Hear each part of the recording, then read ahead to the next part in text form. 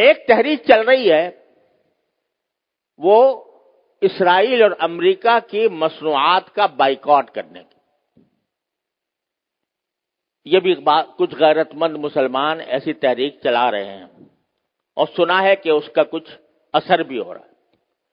اس میں ایک بات مجھ سے بار بار پوچھی جاتی ہے، وہ یہ ہے کہ یہاں پر جو فرینچائز ہیں جیسے میک ڈونلڈ ہے یا KFC ہے یا اس قسم کے جو کمپنیاں ہیں جن کی غذائیں وغیرہ بکتی ہیں، اس کے جو مالک ہیں وہ مسلمان ہیں، پاکستانی ہیں. البتہ چونکہ فرنچائز کا انہوں نے معاہدہ کر رکھا ہے، لہذا 5% یا 10% آمدنی کا حصہ وہ ان کمپنیوں کو جاتا ہے. تو اگر ان کا بائیکاٹ کیا جائے گا تو خود ان مسلمانوں کو نقصان پہنچے گا جو کہ فرنچائز لیے بیٹھے ہیں. تو میں اس کے جواب میں ایک بات عرض کرتا ہوں، وہ یہ کہ یہ مسئلہ فتوے کا نہیں ہے، یہ ایمانی غیرت کا مسئلہ ہے، غیرت ایمانی کا مسئلہ ہے. کسی غیرت مند مسلمان کو یہ گوارا نہیں ہونا چاہیے کہ اس کی آمدنی کا 1 پیسہ بھی کسی ایسے شخص کو پہنچے جو اسرائیل کو مدد دے رہا ہے. یہ انسان کی ایمانی غیرت کا تقاضا ہے. یہ کہنا کہ بھئی 5% جاتا ہے، اب 95% تو ہم کھاتے ہیں. ارے بھائی 95% آپ کھا چکے، بہت الحمدللہ، کافی آپ نے نفع بنا لیا. اب آپ یہ تو کر سکتے ہو کہ اس فرنچائز کو ختم کر کے اپنا کاروبار شروع کر دو.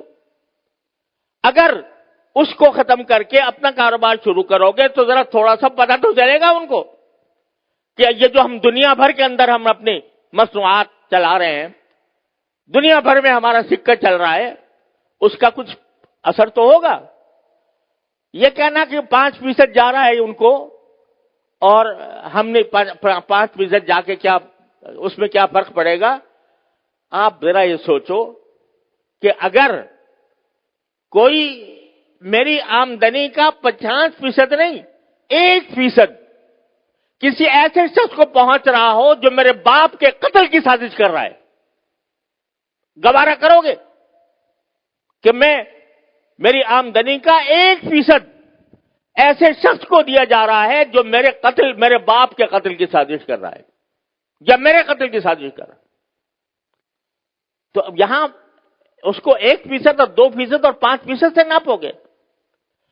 لوگ فتوے کی بات کرتے ہیں، یہ فتوے کا مسئلہ نہیں ہے، یہ ایک غیرت ایمانی کا مسئلہ ہے. اور اس غیرت ایمانی کے تحت یہ میں سمجھتا ہوں کہ کسی غیرت مند مسلمان کو اس کا اقدام نہیں کرنا چاہیے. لہذا یہ بھی اس کوشش کا ایک حصہ ہے. اور اس وقت یوں سمجھو کہ میں تو یہ سمجھتا ہوں کہ ایک لحاظ سے پوری امت مسلمہ حالت جنگ میں ہے، پوری امت مسلمہ حالت جنگ میں ہے، کیونکہ یہ حملہ صرف فلسطینیوں پر نہیں ہو رہا، معال کار اس کا اثر پورے عالم اسلام پر پڑنے والا ہے. لہذا حالت جنگ میں ہے. جب اس حالت جنگ میں ہے تو جو لوگ کہ عالم اسلام کے خلاف یہ سازش کر رہے ہیں ان کو کسی طرح بھی نفع پہنچانا، چاہے وہ 1 پیسے کا ہو، یہ ایک مسلمان کی غیرت کو اسے گوارا نہیں کرنا چاہیے.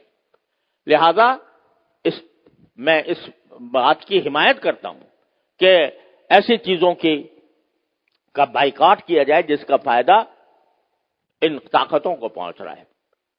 تو اپنی سی کوشش کرو، اللہ تعالیٰ سے دعا جاری رکھو، کوئی وقت خالی نہ جائے جس میں اللہ تعالیٰ سے نہ مانگا جا رہا ہو، اور پھر اللہ کے فیصلے پر راضی رہو. پھر جو اللہ کا فیصلہ ہے وہی برحق ہے، وہ ہماری خواہش کے مطابق ہو تو برحق ہے، ہماری خواہش کے خلاف ہو تو برحق ہے. تو بس یہ ہے پریشانی کا علاج. اللہ تبارک و تعالیٰ اپنے فضل و کرم سے ہم سب کو اس پر عمل کی توفیق عطا فرمائے. وآخر دعوانا الحمدللہ رب العالمین.